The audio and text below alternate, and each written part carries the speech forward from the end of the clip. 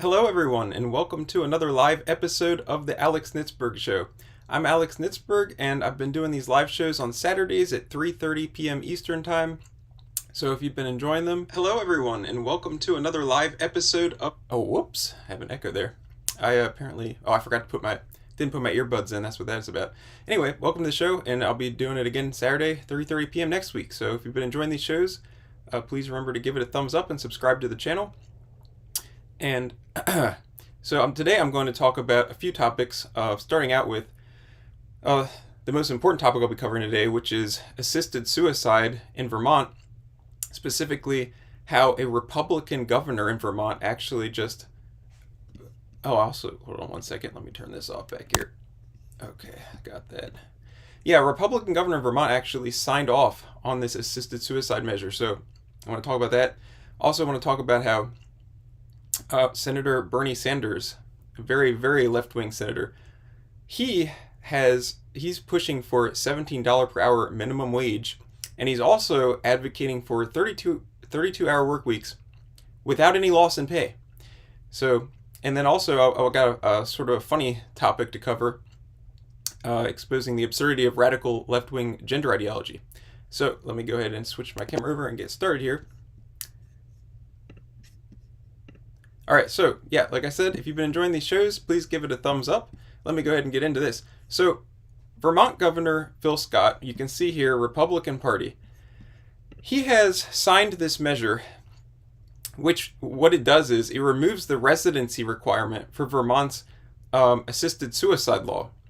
And basically, if you were a resident of Vermont and you were believed to be within 6 months of dying, you were terminally ill, and according to the definition, basically, if you were believed to be within 6 months of dying, you're able to get a prescription for lethal medication to kill yourself, to commit suicide.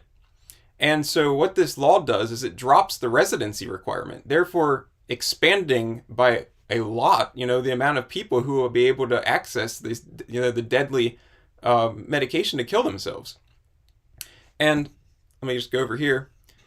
It's got this sort of double speak. If you look, this is the Vermont law. This is not the bill. This is like the Vermont law. And it says, a physician shall not be subject to any civil or criminal liability or professional disciplinary action if the physician prescribes to a patient with a terminal condition medication to be self-administered for the purpose of hastening the patient's death. So, I mean, interesting language. They're not talking about it in terms of committing suicide or killing yourself. They're saying that the patient is hastening their death. But the reason, this is news. This would be news anyway. Just the fact that Vermont is dropping the residency requirement. But my point that I wanted to highlight here is that this Republican governor signed this measure, and that is entirely unacceptable. I've talked on this show before, and I've talked about how a Republican does not equal conservative. And if you pay any attention to politics, you're likely aware that there are very many Republicans. Usually people are talking about Congress, but this could apply at any level of government. There are a lot of Republicans who are not fighting for, advocating for, voting for, or in this case, governing as a governor for conservative principles, right? So if you're a Republican, you don't necessarily have to be conservative. You can be a liberal Republican. So, this is not acceptable. We don't want governors signing off on measures like this that are promoting assisted suicide, basically, or I guess you don't have to say promoting, but expanding the pool of people who will be eligible for this. So before the Vermont state legislature approved and the governor signed this, the state had already reached a settlement with this woman and also a physician. It was a woman from another state, I believe she was from Connecticut, and a physician from Vermont who they were suing the state basically so that this woman could get access to this assisted suicide even though she's from out of state. And the state basically settled with her, giving the go-ahead, the okay for her to be able to do that. This woman has not actually killed herself yet. She's still alive. But before this law passed, that happened. But now this law is passed, and so basically the residency requirement is gone, and people will be eligible, even if they're not residents, to go ahead and do this. So Also, just, I'll mention, um, we have when you look at like left-wing ideology, liberal people generally, they want to promote abortion. They want to have mass access to abortion, therefore killing unborn children. But they're also advocating at the other end for doctor-assisted suicide, for people to be able to kill themselves when they're older. So it's not good. It's not good. A culture of death. And also, I'll just point out here, when you're looking at this is the law here, the Vermont law. It actually says here, nothing in this chapter shall be construed to authorize a physician or any other person to end a patient's life by lethal injection, mercy killing, or active euthanasia. Action taken in accordance with this chapter shall not be constructed for any purpose to constitute suicide, assisted suicide, mercy killing, or homicide under the law. So even though when I wrote about this, and you can see here when AP wrote about it, we're referring to it as assisted suicide, which I think is an applicable term because a doctor is prescribing this deadly, whatever it is, substance, drugs for someone to kill themselves. I mean, I think you could call it. But yeah, when you look at the law, it's making it sound like, it's not assisted suicide. But anyway, if a doctor is prescribing drugs for someone to kill themselves, I think that you could describe that as assisted suicide anyway. Maybe according to some people, it's not the technical definition, but that assisted suicide movement is a problem. And so people need to pay attention to that because we need to be against that, fighting that, and definitely standing against that. All right, so next topic. Bernie Sanders, of course, is promoting crazy left-wing economic policies that are horrible ideas. So he's advocating for $17 per hour minimum wage, federal minimum wage, right? So this would be forcing all the states to abide by this, because right now the current minimum wage is $7.25 at the federal level. But if states, and many states do have higher minimum wages, then they can pay that. But if a state doesn't have minimum wage or whatever, if they don't have a higher one, so $7.25 is like the floor. So 17 is more than double that. Let me just play this clip real quick. Bernie Sanders basically said that that the Help Committee will be marking up legislation to this effect on June 14th. We'll be marking up a bill to raise the minimum wage to $17 an hour over a 5-year period. Oh, that's right, and I didn't mention that. His $17 per hour, they want to raise it over a 5-year period, so it's not just going to be like, boom, it goes from $7.25 to $17. I guess it'll be a gradual, over a 5-year period they would be doing this. Now, the other thing I wanted to mention is that Bernie Sanders is also advocating for a 32-hour work week with no loss in pay. Now, a couple of things about all this stuff. Obviously, if there was a federally mandated $17 per hour minimum wage, what's going to happen? Well, companies will either, if they want to keep making the same amount of money they're making, they either need to raise their prices, they need to cut their expenses, which could include, slashing some of their employees. They're obviously going to be incentivized to do some of this stuff, either raise prices, cut employees, automate. Now, obviously, companies are already probably incentivized to automate anyway, because obviously having a computer system or a robot or something instead of a person, that's going to be cheaper and easier for the company. In fact, side note, Aldi, the grocery store, has been, they've been like pushing towards self-checkout, and I do not like self-checkout. This is kind of a tangent, but sort of related because it's related to automation, but it's not exactly automation because you still have to do self-checkout if you do it.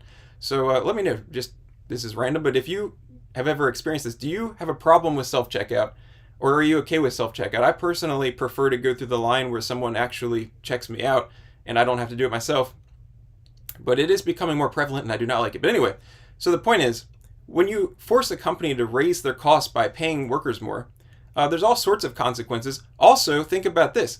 If a company is forced to decide we're going to have to spend all this money on workers, maybe they'll cut some of the workers and just keep the most efficient workers, but maybe another worker who is a pretty good worker, but they're not the absolute most efficient, maybe they're going to lose their job. I mean, there's all sorts of stuff. Maybe the barrier to entry to even get a job in the first place is going to be much higher, because if you can't provide $17 per hour of value, if you're an entry-level teenager who's never worked before, this might make it harder for you to get your foot in the door just to get your first job anywhere.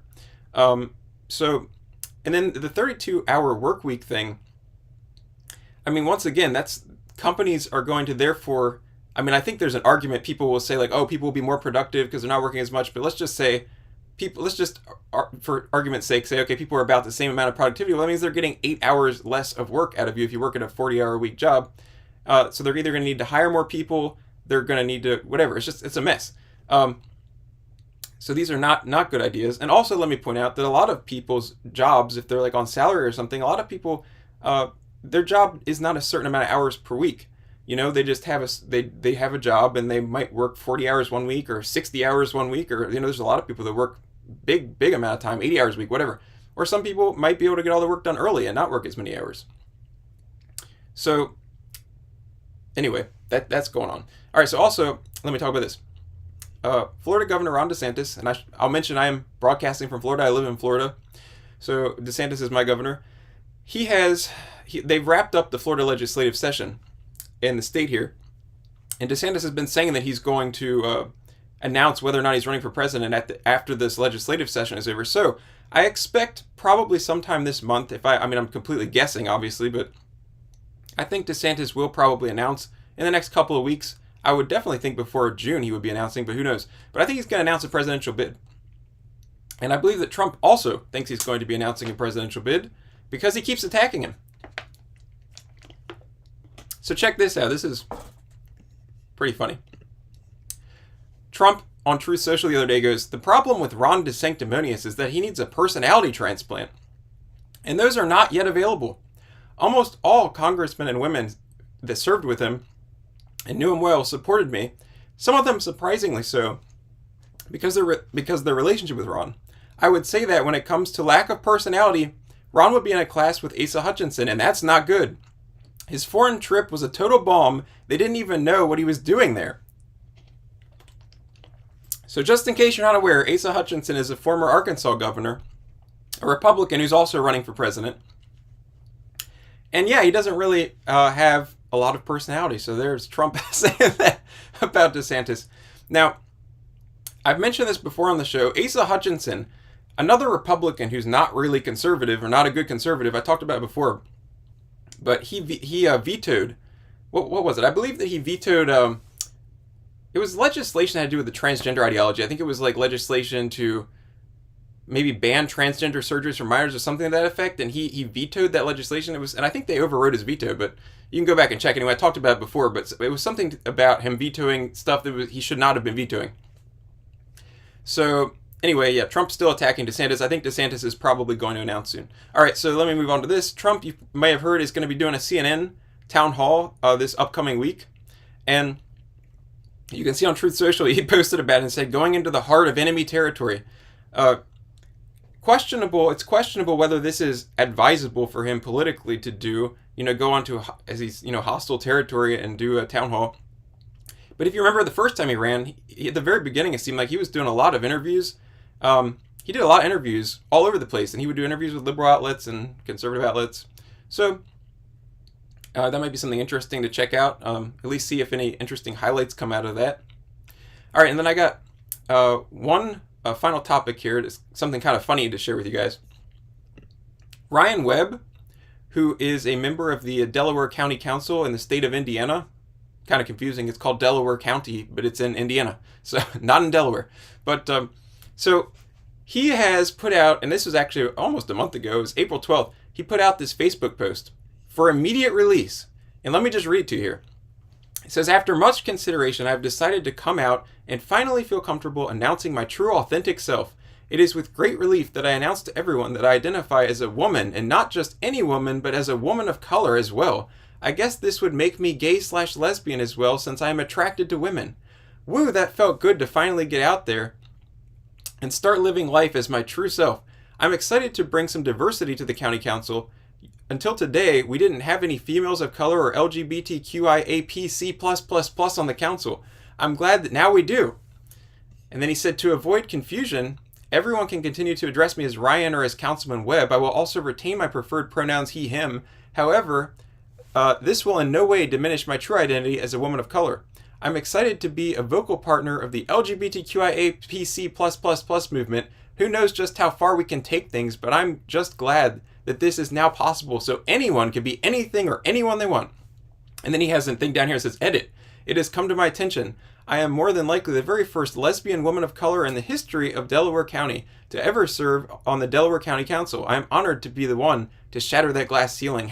#girl power. Now, obviously, he's mocking the left-wing ideology. Interestingly, actually, if you think about it, it generally doesn't seem like leftists, they never really latched onto the idea of racialism or trans skin color. I don't really like the term race. I think it's better to talk about skin color, because there's one, the Bible says people are made of one blood, one human race. But anyway, so let me just say skin color. But nope, the leftists are perfectly fine having a biological man say that he identifies as a woman, but they don't, for some reason, they like the idea of, a white person identifying as a black person, or a black person identifying as a white person, or that sort of thing. But anyway, this guy, Ryan Webb, obviously just mocking this whole transgender movement and all that sort of thing. So, all right, so that is it for me today. Thank you guys for watching. Like I said, I've been doing these at 3:30 p.m. Eastern Time on Saturdays. If you enjoyed it, please give it a thumbs up and subscribe to the channel. You can also subscribe to my channel on Rumble. And please also give me a follow over on Twitter. Because as you are probably aware, YouTube can sometimes demonetize people and censor people and all that kind of stuff. And so I'm trying to, build up Twitter, because I think eventually, Twitter could be a good video platform and a good alternative to YouTube, and I don't think Elon Musk will be censoring people as much over there. But thank you very much for watching, and please give it a thumbs up and join me next week. And thank you very much, and I'll have a good weekend. Bye-bye.